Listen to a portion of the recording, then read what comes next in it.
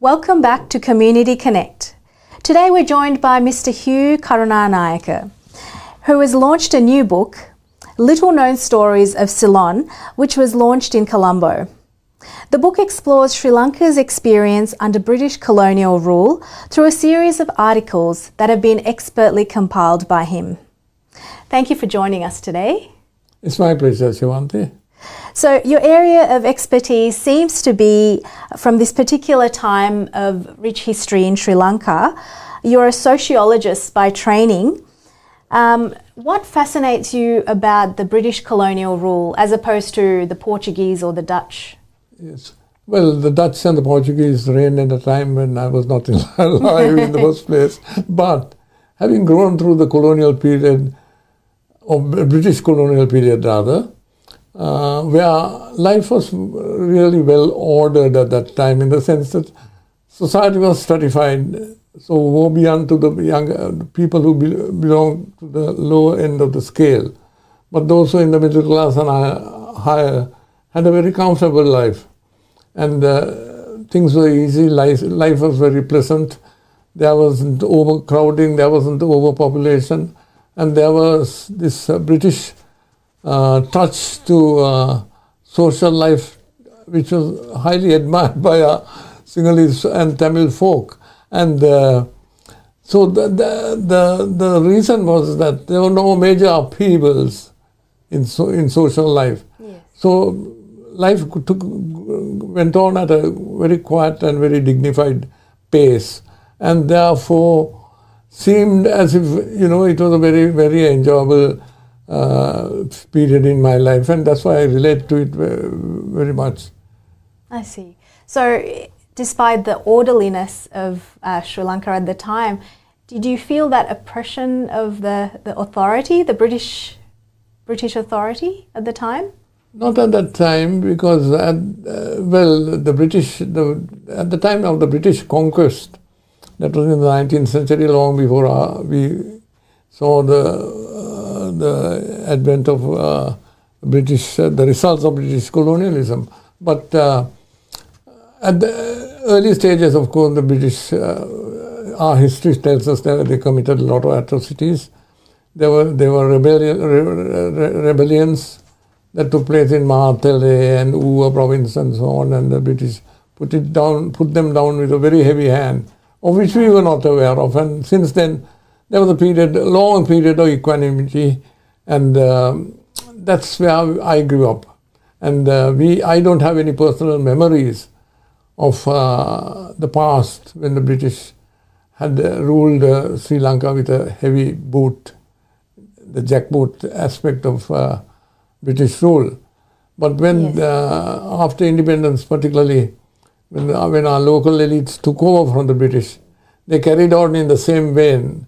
And there was a rather peaceful transition that took place, and that was very, very well ordered, and without any revolts other than the 1953 August Hartal, which resulted in 7 or 9 people being killed because of the withdrawal of the rice ration.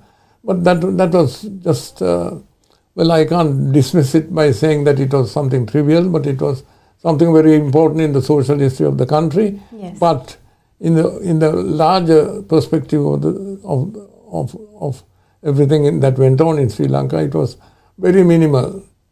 How was the arts, the culture at that time? Was it very heavily influenced by the British, or did they let you express? Yes, the British. They really admired. I mean, we must say that now one of the articles that I've written is about George Turner, a Britisher who discovered the Mahavansa. He went to the extent of learning Pali, which is, the Mahavansa was written in Pali. Mahavansa, the only text on which the history of the country depended on. And this George Turner learned Pali in order to understand the Mahavansa, and he translated the first 38 chapters of the Mahavansa into English. So that was, and there were lots of Britishers who served as civil servants in Ceylon, who contributed a lot towards unearthing the glories of Sri Lanka's past. Because what we knew at the time when the British took over was very little of what our history and our social patterns taught us. So that we owe to that credit we should give to the British, I think, despite the fact that they ruled us as a foreign power, and we began to accept it as something as nothing objectionable. And not only us, India, the massive country of India, also did the same thing, and so did most of the colonies. They accepted British rule because they had the power of the gun, power of the, Yes. like they said, they came with the Bible in one hand and the gun in the other. Right? But they did have an appreciation for the arts, the culture of the They country. did. While at the same time imposing, not imposing, I would say, partly imposing, I should think.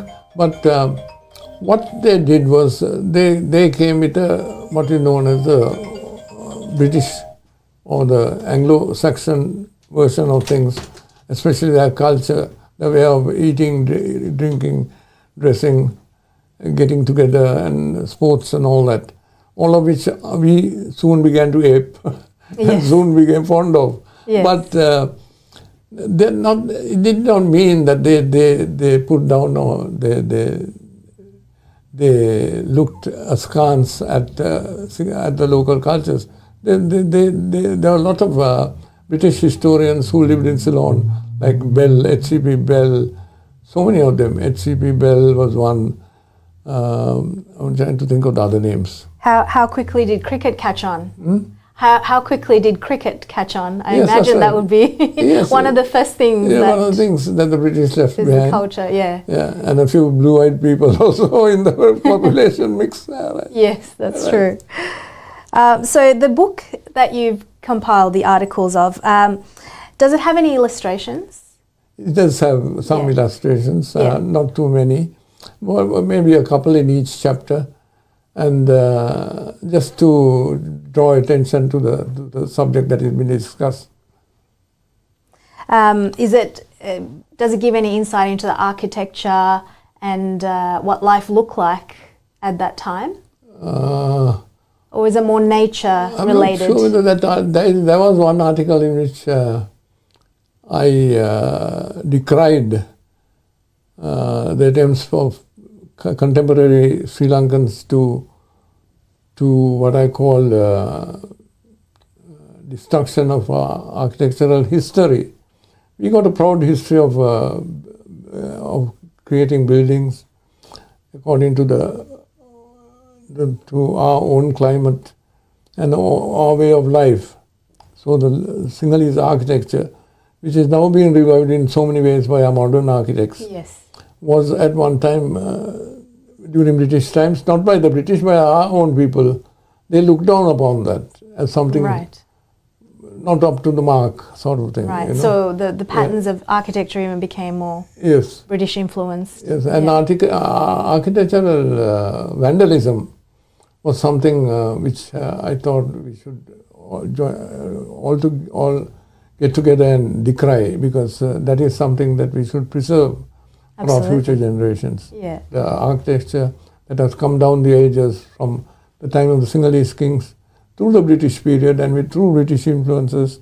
We had influences from South India as well, in terms of architecture in the north and east. Yes. But all those are very valuable. It's part of a holistic architectural culture, and which should be preserved and developed. Yes. It's not looked down upon, Yeah. which some people tend to do. So Sri Lanka eventually gained independence in 1948. How do you think the colonial experience has continued to shape the country that is today? Well, although we got into independence in 1948, I think the economy was basically run by the British who were there. But they knew the writing was on the wall for them to depart sooner or later. But they continued the what they call the commanding heights of the economy, that is the plantations. We were export-oriented economy, Yes. exporting rubber, tea, and coconut, and that was our source of income. And all those major properties involved in those sectors were owned and run by the British. And though the country was run theoretically by the local people after independence, Yes. the economy was run by the British. And how long did that last? That lasted till, I think, the 70s, when Mrs. Bandaranaike came and put her foot down, and she nationalized the plantations, which I don't know whether it was a good thing or a bad thing. But it certainly did slow down economic progress to a certain extent. Did Sri Lanka pay a tax in terms of when the British were running the economy? Tax, Was no, Sri no. Lanka paying a tax to No, we didn't the pay any British tax. colony? No. At that time, when the British were ruling, when the independence, after independence was granted, we were ruled by our people, by D.S. Naik and Yes. his cabinet.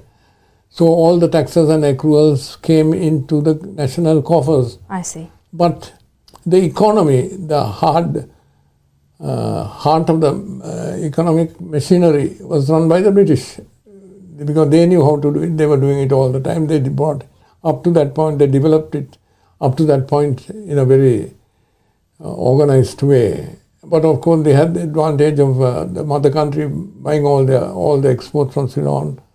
They had the control of shipping from Ceylon to England and all that. And the British products dominated the market at that stage, even post-independence.